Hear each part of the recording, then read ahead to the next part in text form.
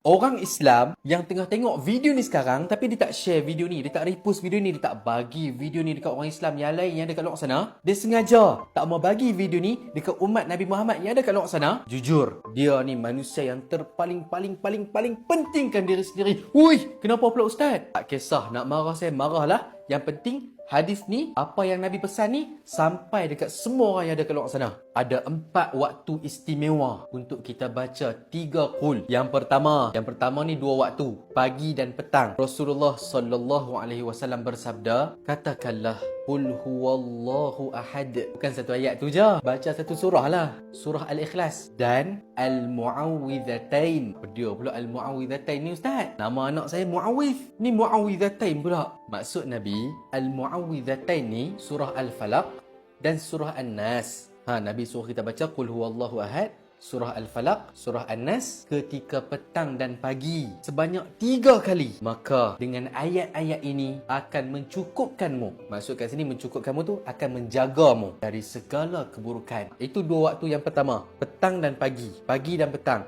Dalam hadis yang lain daripada Sayyidatina Aisyah radhiyallahu anha, kata Sayyidatina Aisyah, Nabi SAW ketika berada di tempat tidur, Nabi buat apa? Nabi akan buat macam ni tangan Nabi.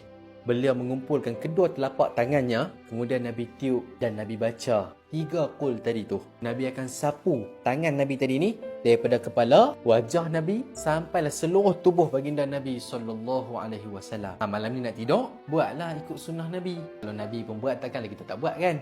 Tu yang ketiga. Yang keempat, daripada Uqbah bin Amir radhiyallahu anhu. Kata dia, Rasulullah sallallahu alaihi wasallam memerintahkan aku untuk membaca muawwizat. Muawwizat tu apa? Kan tadi dah bagi tahu. Muawwizat ni surah Al-Falaq, surah An-Nas. Nabi perintahkan kepada aku untuk membaca muawwizat pada akhir solat. Maksud kat sini, akhir solat selepas bagi salam. Macam dapat tak? Kesemua yang saya baca hadis tadi, semuanya hadis yang sahih. Semua orang boleh amalkan, semua orang boleh sebarkan. Semoga kita semua sentiasa dilindungi oleh Allah. Allah jaga kita, Allah jaga keluarga kita, dan kita semua dapat bertemu di dalam syurga suatu hari nanti.